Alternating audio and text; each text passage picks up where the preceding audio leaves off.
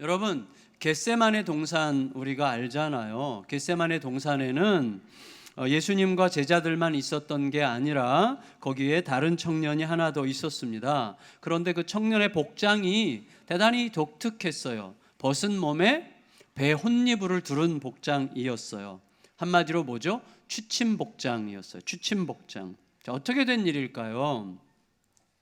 자, 우리가 상상력을 발휘하면 상당히 근거가 있는 상상력일 텐데, 예수님께서는 예루살렘 성 안 큰 다락방이 있는 집에서 제자들과 마지막 만찬을 나누시지 않았습니까? 그리고 그 직후에 겟세마네 동산으로 제자들과 함께 오셨어요. 근데 거기에 따라붙은 친구예요. 그러니까 이 벗은 몸에 배 혼니부를 걸친 친구는 그 집 아들일 가능성이 많죠. 왜냐하면 벗은 몸에 배 혼니불만 걸칠 걸 보면, 만일에 잠자는 취침 복장인데 남의 집에서 그런 복장으로 잠자려고 한다면 이상한 인간이죠. 자기 집이니까 그런 복장으로 이제 잠자려고 했겠는데, 이 청년은 예수님께서 제자들과 나누시는 대화를 들으면서 이제 그 대화에 이렇게 귀를 기울이면서 잠들면 자야지 하고, 이제 예수님이 너무 좋은 것 같아요. 그래서 그 곁에서 이제 잠자리에 들면서 하는데 왠지 잠이 안 왔을 것 같아요. 예수님께서 하시는 말씀이 뭔가가 독특해요. 뭔가가 꺼림직하고 이상해요. 뭔가 느낌이 이상해요. 그래서 이렇게 이제 뒤척거리고 있던 차에 갑자기 예수님께서 제자들과 함께 이제 그 집을 떠나서 어디론가 떠나시는 사이에, 제 추측으로는 아마 맞을 텐데 잠이 들었던 것 같아요. 깜빡. 어떻게 알 수 있는가 하면, 옷 갈아입을 시간도 없이 급하게 혼니부를 덮어쓰고 알몸에 쫓아간 걸 보면 깜빡 잠들었는데 안 보이시는 거야. 이거 뭔가 이상했는데 이거 어디 가셨지? 그래서 급하게 이제 옷도 안 갈아입은 채 그냥 들추고 이제 쫓아간 것이죠. 자, 겟세마네 동산에 갔을 때에 이 친구는 간절히 기도하시는 예수님을 봤겠죠. 동시에 사정없이 졸고 있는 제자들을 보면서 아마 혀를 차지 않았을까 생각합니다. 아이고, 저 형님들 왜 저러시나. 예수님이 함께 기도해 달라고 저렇게 간절히 부탁하시는데 어떻게 저렇게 정말 졸고 자빠져 계시는가, 이렇게 생각하면서 속으로 좀 굉장히 혀를 찼을 것 같아요. 이 청년은요, 아마도 안 졸았든지 못 졸았든지 자지는 않았을 것 같아요. 왜냐하면 예루살렘 온도가 이때라면 낮에는 25도, 밤에는 한 10도 내외거든요. 추우면 한 6도에서 8도 사이인데, 그때 그 한밤중 햇빛도 없을 때에 벗은 몸에 배 혼니불만 둘러쓰고 잠을 잘 수는 없어요. 굉장히 이제 발발발발 떨면서 아마 거기서 봤을 것 같은데, 그러니까 그 시간에 겟세마네 동산에서 예수님 외에 이 지금 상황이 돌아가는 것을 가장 자세하게 눈여겨볼 수 있었던 사람은 이 청년이죠. 제자들은 함께 있었지만 다 졸고 있었기 때문에 이 청년이 오히려 가장 자세하게 잘 볼 수 있었겠죠.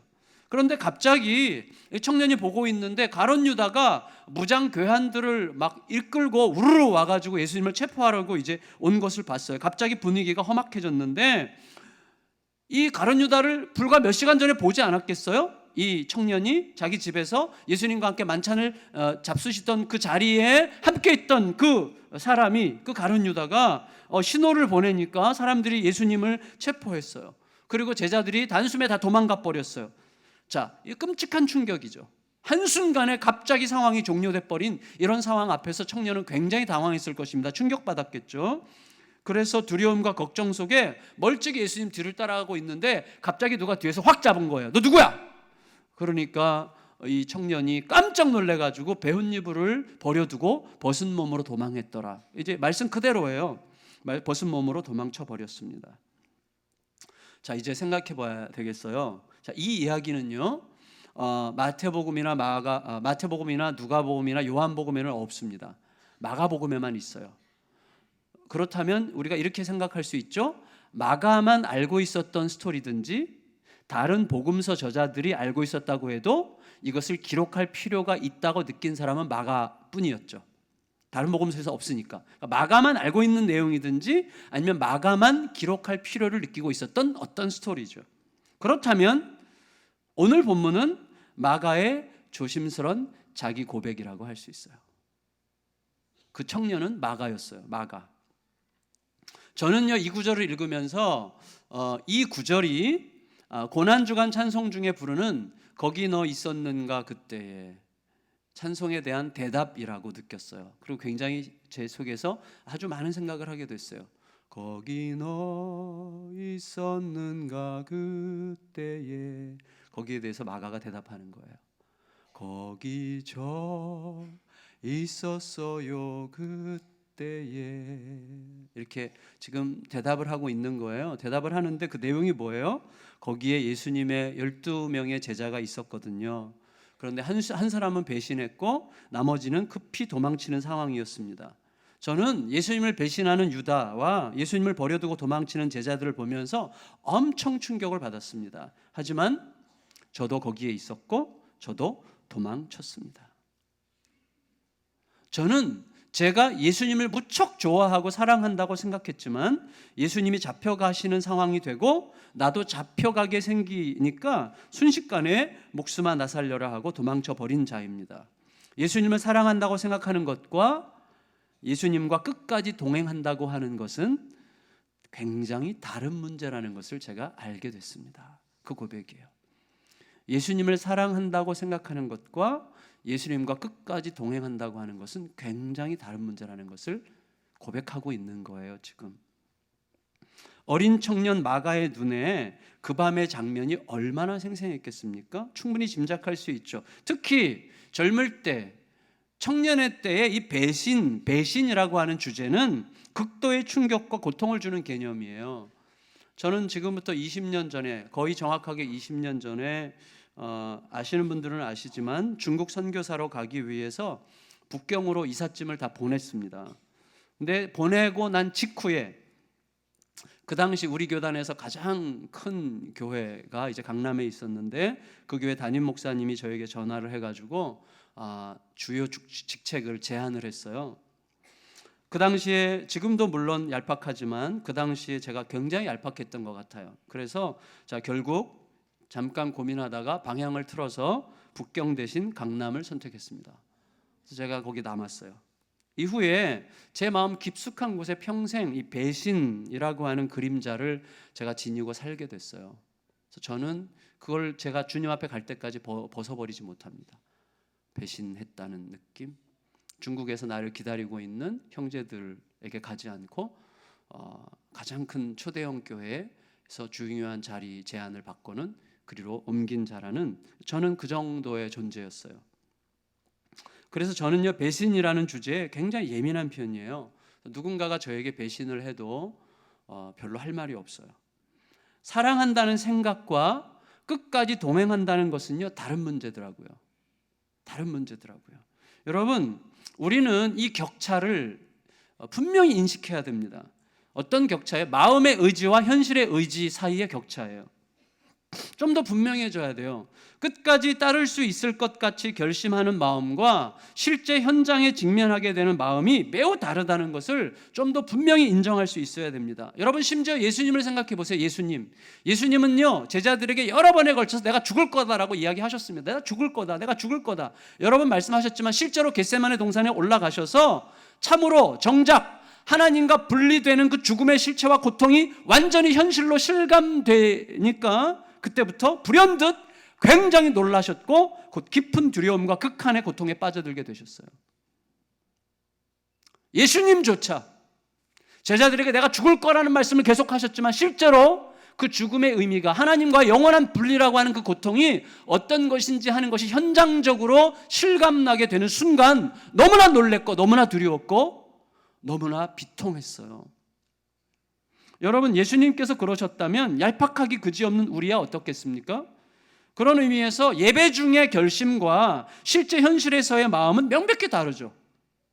우리가 늘 경험하는 거 아닙니까? 이런 선교 무슨 영상물 보고 예배 시간에 은혜 받고 할 때는요 뭔가 아멘 하고 뭔가 할 수 있을 것 같지만 사실 실제 현장으로 딱 들어가면요 아니거든요. 우리는요 구경꾼일 때, 적당히 걸칠 때는 대단한 의지력을 발휘할 수 있을 것 같이 느끼지만 실제로 내가 그 짐을 짊어지고 그곳에서 살면서 함께 그 짐을 떠짊어 주려고 할 때는요 이건 완전히 다른 문제입니다. 여러분, 우리 예수님의 사랑이 위대한 이유가 무엇입니까? 결코 갈 수 없을 것 같은 그 길, 칠흑 같은 두려움과 놀람과 불안이 온몸을 휘감는 상황에서 외면할 마음이 너무나 강력하게 치고 올라가는 그 인간들, 졸고 있는 저 인간들을 위해서 내가 지금 목숨을 버려야 되는 건데, 나를 잡으러 나를 죽이러 달려오고 있는 그들을 위해서 내가 목숨을 버려야 되는 건데, 정말로 외면할 마음이 너무나 강력하게 치고 올라가는 바로 그 실감나는 현장 한가운데서 곧 배신할 자들을 위해서 결국은 그 길을 가고야 마셨다는 사실 때문에 예수님의 사랑이 위대한 것이죠. 그 사랑이 우리를 넘어뜨린 거예요. 그 사랑이 우리를 바꾼 거예요. 예수님의 사랑만 진짜 사랑이에요. 우리는 그런 상황 되면 도망갑니다. 어쨌거나 여러분, 배신은 우리 모두의 이야기입니다. 나는 절대 아니야, 나는 절대 아니야 라고 말하고 싶은 사람도 실은 수시로 자기 자신과의 약속조차, 자기 자신 속에 있었던 결심조차 늘 자주 배신하곤 하지 않습니까? 나는 절대 아니야 라는 말 자체가 자신의 진실에 대한 배신이에요. 우리는 나는 절대 아니야 라고 말할 수 있는 사람들이 아니기 때문이에요. 다행히 마가에게는요, 회복의 기회가 있었어요. 회복의 기회가. 다행히 예수님의 제자들이 예수님이 부활 승천하신 다음에 그 기도 모임을 어디서 가졌어요? 마가네 집 큰 다락방에서 기도 모임을 계속 가졌고, 거기에 성령이 임하셨고, 거기에서 교회가 탄생하는 것을 봤어요. 또 핍박당하는 성도들이 사방으로 도망치면서 그 중에 일부가 저 북쪽 해안가, 지중해 해안가 안디옥이라는 곳에 가서 그다음에 다민족 교회를 개척했는데, 그 교회가 엄청나게 부흥하고 있다는 이야기를 들었고, 와, 놀랍다라는 생각을 하고 있던 차에 마침 마가의 외삼촌인 바나바가 그 안디옥 교회 초대 담임 목사로 청빙받아서 간 거예요. 그러니까 이 마가의 마음속에 얼마나 강렬한 뜨거움이 막 솟아올랐겠습니까? 흥분했겠죠. 예수님을 향한 충성을 만회할 수 있는 절호의 기회가 지금 찾아오고 있는 거였어요. 그가 얼마나 열정적으로 외삼촌 바나바를 따라다녔던지, 나중에 바나바가요, 이제 예루살렘 교회가 워낙 어려워지다 보니까 안디옥 교회가 성장을 해가지고 헌금을 했어요. 예루살렘 교회를 돕자. 그래서 모금한 돈을 가지고 예루살렘에 와서 예루살렘 교회를 돕고 돌아가는 길에 바울과 바나바가 마가 요한을 데리고 가요. 안디옥에. 얼마나 열심히 삼촌을 따라다녔으면. 데리고 가서 안디옥 교회에서 같이 신앙생활을 하고 있는데, 그때 마침 안디옥 교회가 첫 번째 해외 선교사로 바울과 바나바를 파송하잖아요. 그때 따라서 수행원으로 함께 파송받는 영광을 누리게 됐어요. 다시 한번 주님을 위해서 아름답게 헌신할 기회가 주어졌던 거죠. 다시 기회가 온 거예요.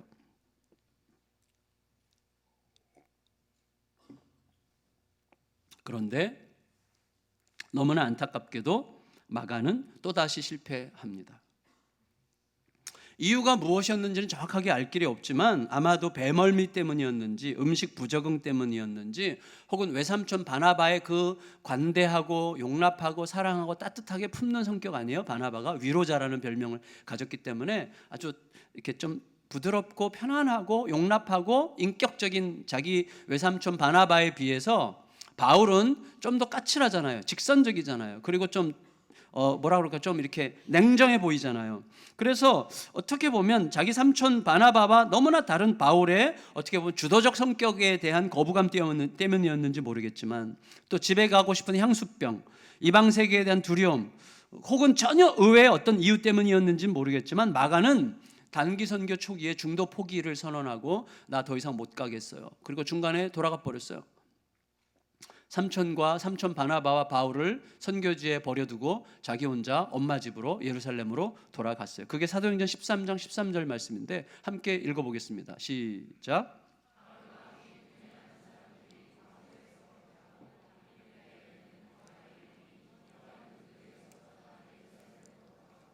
예, 이 요한이 마가예요. 마가의 이름이 풀네임이 마가 요한입니다. 여러분, 우리가 전후 관계를 정확하게 알기는 어렵지만 한 가지 분명한 게 있어요. 마가가 바울을 대단히 실망시켰다는 거죠. 여러분, 누군가를 정말 결정적으로 실망시켜 본 적 있으세요? 저는 많아요. 여러분, 누군가를 결정적으로 실망시켜 본 기억, 그게 우리들에게 있습니다. 여러분, 바울이 이 마가에게 얼마나 실망했던지 우리들이 알듯이 2차 선교 여행, 이제 1차 선교단을 모집하고 이제 가려고 할 때에 바나바는 자기 조카 마가에게 다시 한번 기회를 주자고 하지 않았습니까? 그런데 바울이 절대 안 돼. 내가 당신과 함께 안 가면 안 갔지 마가네가 못 데려갑니다. 이렇게 엄청나게 세게 나갔어요, 바울이. 그래서 결국은 바나바가 어떻게 그렇게 냉담할 수가 있는가 뭐 이런 식으로 말했겠죠. 그래서 결국은 바울과 바나바가 결별했어요. 사실은 바울에게 있어서 바나바는 은인이에요, 은인. 바울이 예수님 만나서 회심했을 때 바울을 예루살렘 교회에 소개해주고, 그리고 안디옥 교회에 바울을 초대해서 함께 공동 담임 목사 사역을 했고, 바울의 모든 인생의 영적인 길들을 계속 준비시켜주고 사람들과 만나게 한 사람이 바나바인데, 그 바나바와 결별할 만큼 마가에게 너무나 실망했던 거죠. 마가에 대한 실망이 너무너무 컸던 거죠. 너무너무 나 걔랑은 절대 일 못해 이렇게 말하게 만든 거 아니겠어요? 다시 말하면 바울이 마가를 버렸는데, 버린 이유가 뭐예요? 한마디로 마가는 하나님 나라 역사에 참여할 자로는 전혀 적합하지 않아 라고 생각한 거죠. 여러분 생각해 보세요. 자, 이들에게, 마가와 바나바와 바울, 이들에게 예수님의 죽으심으로 인한 은혜가 없는 게 아니었잖아요. 예수님의 부활 사건에 대한 확신이 없는 게 아니었잖아요. 성령의 이끄심에 대한 감동이 없는 게 아니었잖아요. 다 있어요. 그런데 바울의 입장에서 볼 때 마가는 배신자였고, 바나바의 입장에서 볼 때 바울은 은혜를 모르는 자였고, 바울의 입장에서 볼 때 바나바는 하나님보다 사람을 더 먼저 생각하는 사람이었고, 마가 입장에서 볼 때 바울은 패자 부활전을 용납하지 않는 냉담한 사람이었죠. 그러니까 여러분, 예수 그리스도의 죽으심과 부활과 성령의 은혜에도 불구하고 배신과 다툼과 두려움과 섭섭함과 결별, 이 모든 것들은 있을 수 있다는 거예요. 따라서 부활은 그 자체로 만능이 아니에요. 부활의 소식은 그 자체로 만능이 아니죠. 부활의 신앙이 나의 내면으로 들어와서 인격과 삶을 지속적으로 바꾸는 실제가 되지 못하면, 그가 사도건, 그가 목사건, 그가 선교사건, 성도들끼리건 서로 배신하고 다투고 섭섭함 속에서 영원히 안 볼 것처럼 결별할 수도 있습니다. 그러나 만일에 그들 안에서 작동하고 있는 그것이 진정한 부활의 신앙이라면 그것은 필히 거기에서 멈추지 않습니다. 그게 끝이 아니에요. 진짜 살아있는 부활의 신앙이라면 거기서 절대로 끝나지 않습니다.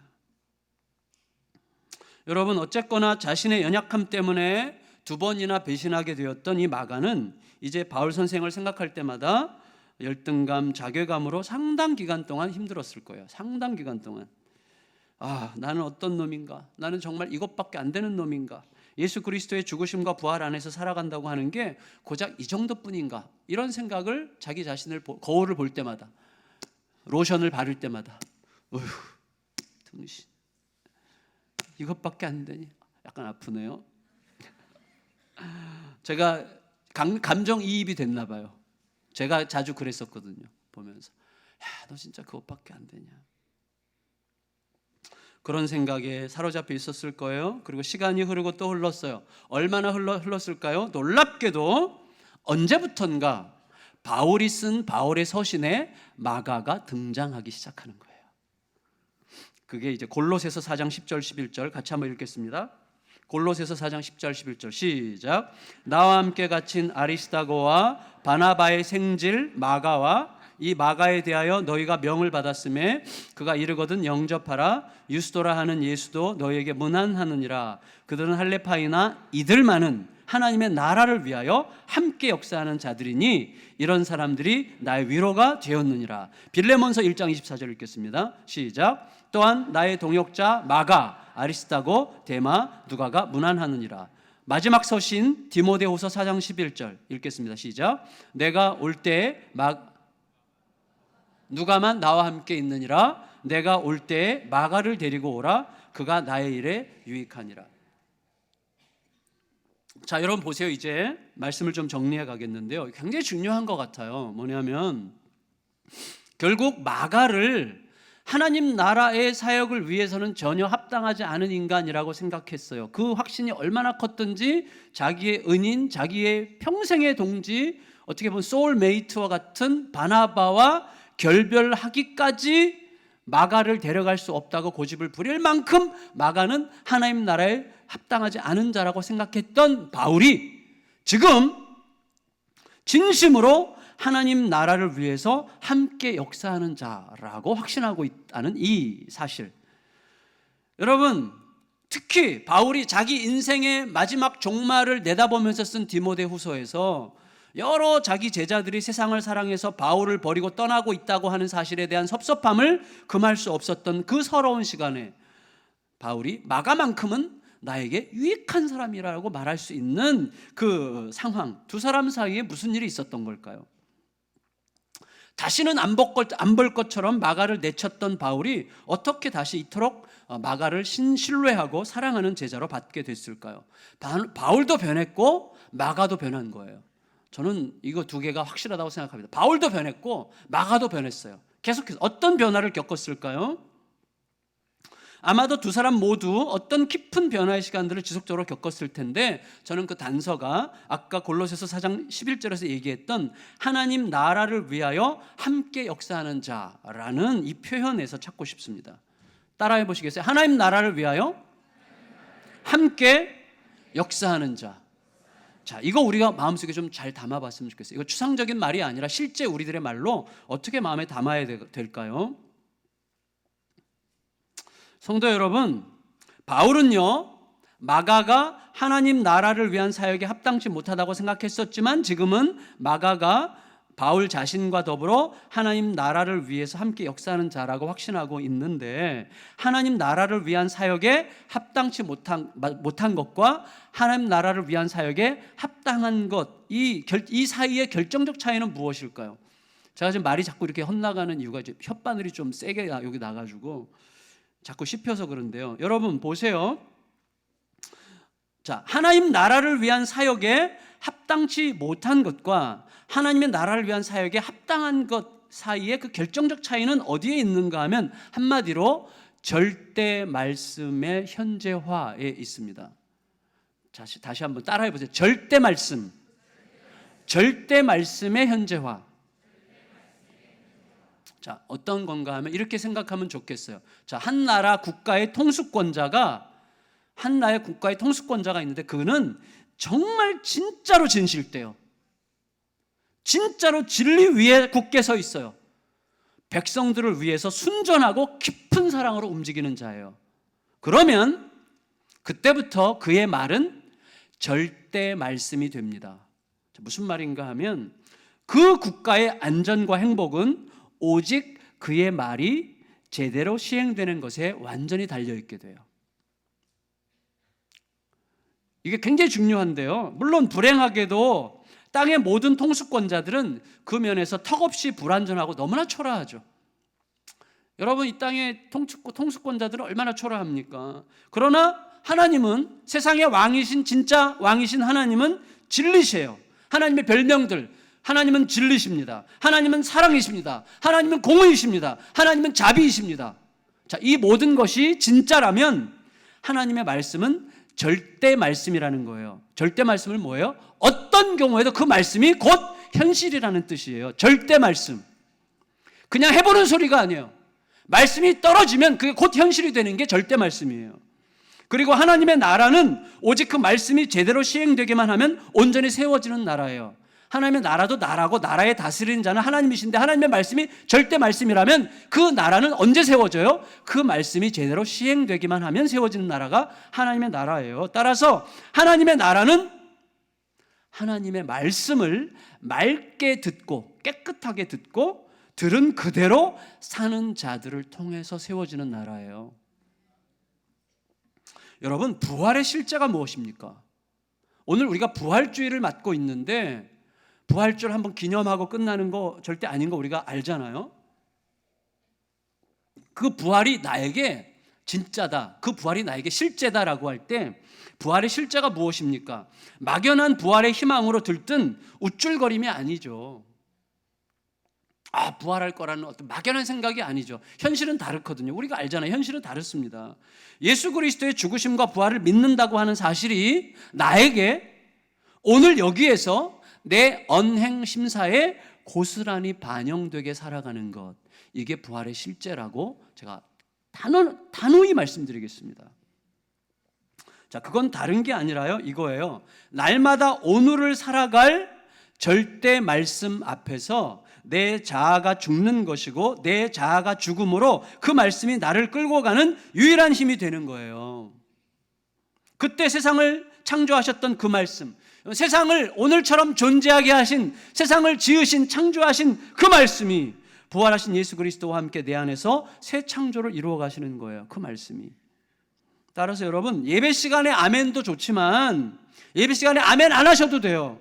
여러분, 마음에 들지 않는 남편, 마음에 들지 않는 아내, 마음에 들지 않는 자식 앞에서 아멘 해야 됩니다. 그 절대 말씀 앞에 아멘 할 수 있어야 돼요. 교회에서는 아멘 엄청 잘하는데요, 정말 마음에 들지 않는 남편, 아내, 자식 앞에서는요, 하나님께서 큐티하면서 너 사과해라, 너 잘못했다고 말해라, 절대 아멘 안 해요. 우리가 하나님의 말씀보다 솔직히 우리 자존심이 훨씬 더 셉니다. 그래서 제가 절대 말씀이라는 말을 붙여서, 절대 말씀, 타협의 여지가 없는 거예요. 그거는 내가 도무지 죽어줄 가치가 없는 자들에 대해서도 주께서 그것을 원하시기 때문에 죽어줄 수 있는 그런 아멘이어야 합니다. 그때 부활은요, 나에게 그때 실자가 되는 거예요. 왜 그런지 아세요? 자, 보세요. 절 보세요. 절대 말씀 앞에 아멘 한다는 건 뭐예요? 죽는다는 거죠. 죽지 않고는 아멘 못해요. 자존심이 펄펄 살아있는데, 내 이해관계가 펄펄 살아있는데, 이기심이 펄펄 살아있는데, 자기 욕망이 펄펄 살아있는데 어떻게 나에게 순종하라는 그 절대 말씀 앞에 아멘이 나갑니까? 아멘 한다는 건 무슨 뜻이에요? 죽는다는 거예요. 근데 죽어보니까 그 말씀이 역사하네. 그때 부활이 경험되는 거예요. 부활하신 예수님이 진짜시구나. 그게 경험되는 거예요. 그게 우리 삶에 계속 반복돼야 되는 거거든요. 그게 없이는 아무리 부활절 100날 기념해봐야 아무 소용도 없는 것입니다. 여러분, 바로 그 순간 그 부활은 나에게 실자가 되어서 완전히 끝난 것 같은 관계가 다시 회복되고 영원히 안 볼 것 같았던 그런 인간이 눈에 들어오고, 이제는 절망이라고 생각되었던 그 상황에서 다시금 새싹이 올라오는 것을 보게 될 것입니다. 하나님의 말씀은 창조하신 말씀이고, 그 말씀은 여전히 지금도 우리의 심령 안에서 새로운 창조의 역사를 이루어가고 계신다는 사실을 믿으시기 바랍니다. 그게 중요해요. 그것은 나 혼자 하는 일이 아니에요. 나 혼자 하는 일이 부활하신 예수의 영, 성령께서 이루어 가시는 일입니다. 자, 지난 화요일 날요, 새벽에 큐티하면서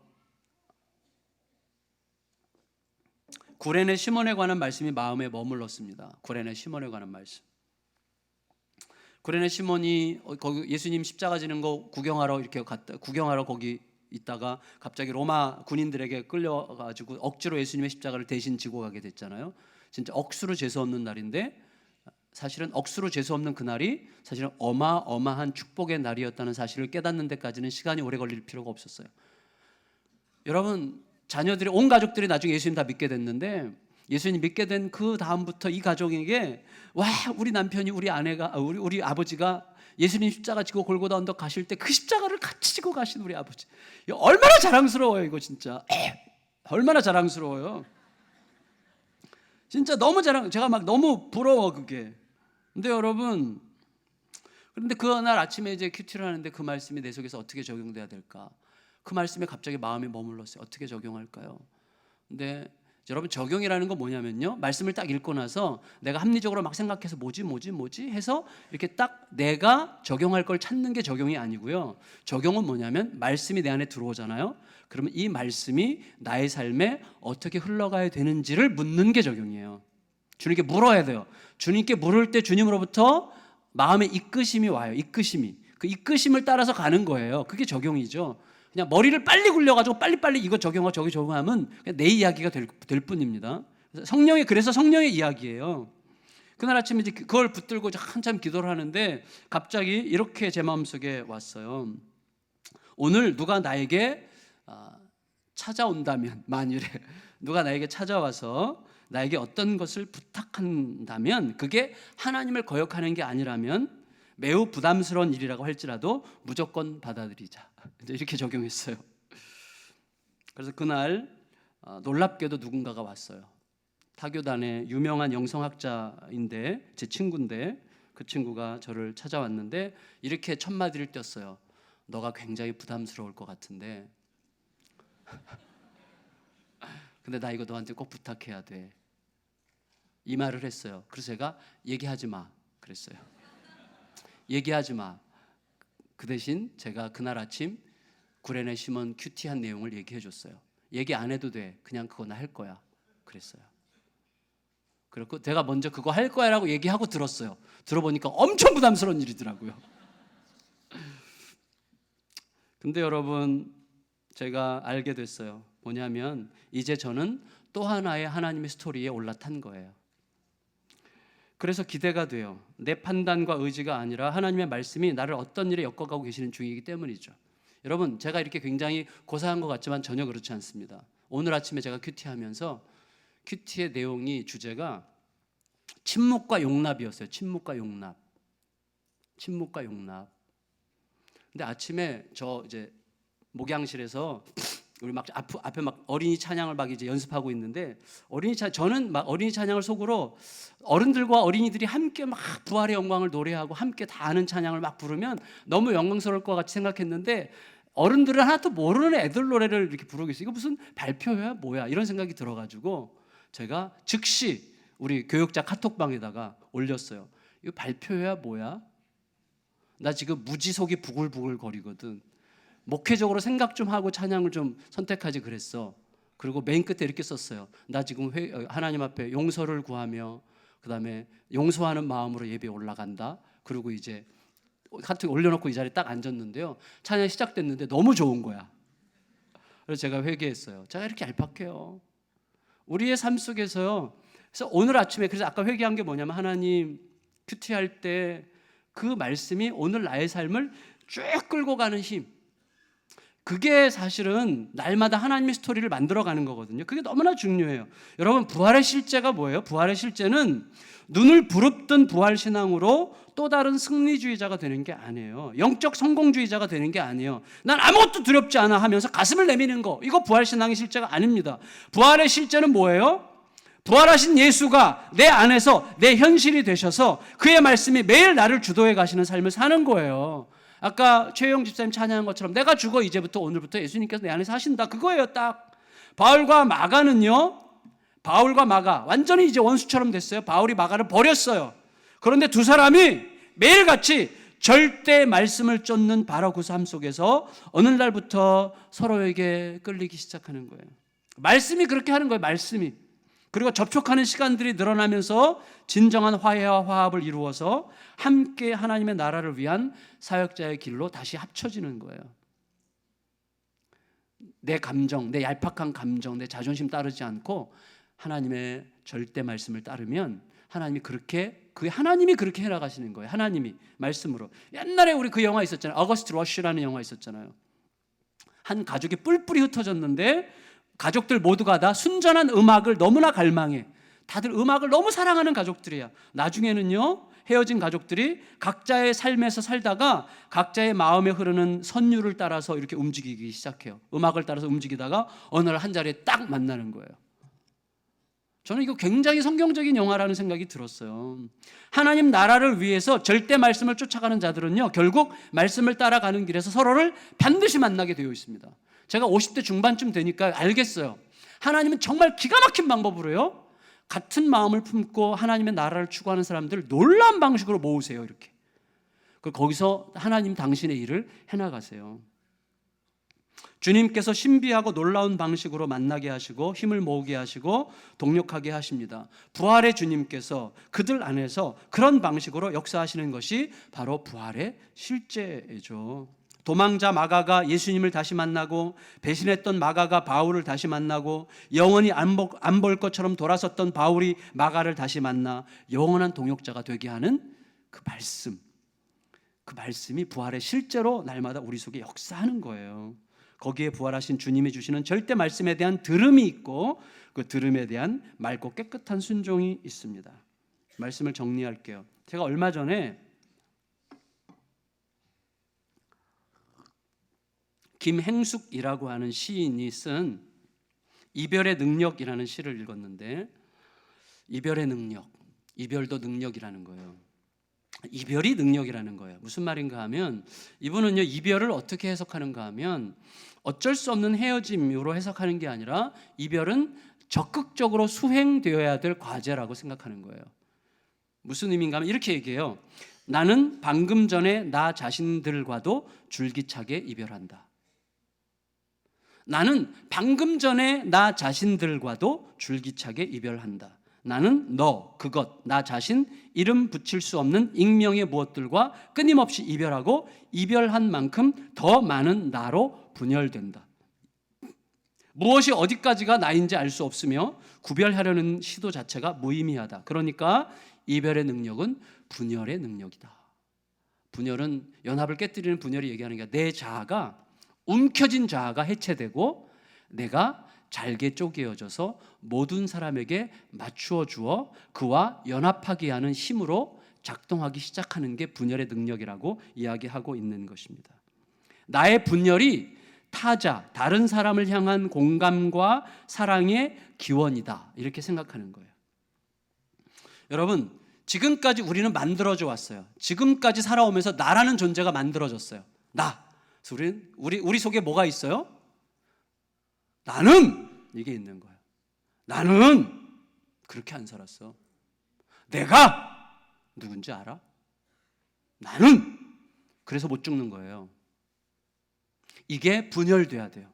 그래서 이 자아와 날마다 이별해야 돼요. 이 자아, 지금까지 빚어져 왔던 나, 오늘의 나에게 집착하지 않고 여기서 이것과 이별해야 돼요. 날마다. 내가 어떻게 했는데 어쨌다고. 내가 어떻게 했는데 이 나와 날마다 이별해야 돼요. 날마다. 오늘의 나에게 집착하지 않고 움켜쥐려고 하는 대신에 나를 해체함으로 그 사람에게로 향하게 되는 이별의 능력. 매일의 나와 이별해야 된다는 거죠. 제가 질문했어요. 질문. 이 통찰은 얼마나 아름다운가? 그러나 이게 가능한가? 질문했어요. 가능하지 않아요. 가능하지 않아요. 여러분, 미안한 말이지만 명상 속에서, 묵상 속에서의 각성과 현실 안에서의 부딪힘은 완전히 다른 이야기죠. 책상 머리에서 묵상할 때의 어떤 각성과 깨달음과 현실 속에서의, 현장에서의 부딪힘은 완전히 다른 이야기예요. 명상에서의 각성은 현실의 실체 앞에서 초라하게 말라가고 부서지게 되어 있습니다. 그러나 만일에 그런 게 가능할 수 있다면 그것은 오직 부활이 나에게 날마다 실제가 될 때뿐이더라고요. 그게 가능할 수 있다면, 날마다 내 전제가 죽고 내 자아가 죽고 부활하신 예수님으로부터 오는 말씀이 절대 말씀이 되어 오늘 나에게 현재화될 때만 가능한 이야기예요. 이게 날마다 내가 나와 내 자신과 이별함으로 그에게 가서 그와 그리스도의 이름으로 연합하는 일은 날마다 내가 내 자신과 이별할 수 있어야 되는 거죠. 그때는 절대 말씀 앞에 내가 죽을 때뿐이더라고요. 그렇지 않으면 멋부리다가 흉내만 내다가 말게 될 것입니다. 말씀을 마치겠습니다. 누군가가, 여러분 잘 들어주세요.